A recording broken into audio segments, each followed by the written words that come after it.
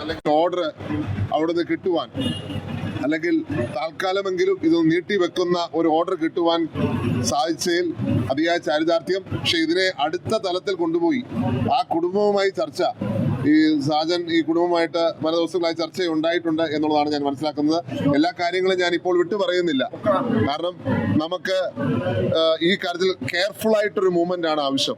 ആ കെയർഫുൾ മൂവ്മെന്റ്സിന് ചിലപ്പോൾ ഒത്തിരി എക്സ്പോഷറും നല്ലതായിരിക്കില്ല എന്ന് കരുതുന്ന ആളാണ് ഞാൻ. അതുകൊണ്ട് തന്നെ എല്ലാ കാര്യങ്ങളിലേക്കും ഞാൻ കടക്കുന്നില്ല. ഇവിടെ ആ കുടുംബവുമായിട്ടുള്ള ചർച്ച അടിയന്തരമായി നടത്തേണ്ടതുണ്ട്. ആ ചർച്ച നടത്തി ഫൈനലായിട്ടുള്ള ഒരു റിലീസിലേക്ക് നമ്മൾ എത്തണമെങ്കിൽ അതിന് വളരെ കെയർഫുൾ ആയിട്ടുള്ള മൂവ്മെന്റ്സ് ആണ് ആവശ്യം.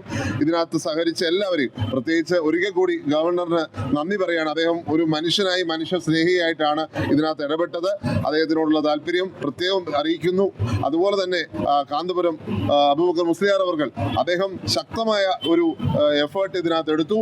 അതുപോലെ ഞാൻ ഇവിടെ സൂചിപ്പിച്ച ശ്രീ സാജൻ ലത്തീഫ്, അദ്ദേഹത്തിന്റെ ഇടപെടലും വളരെ നിർണായകമായിരുന്നു എന്നീ അവസരത്തിൽ പറയാൻ സാധിക്കും.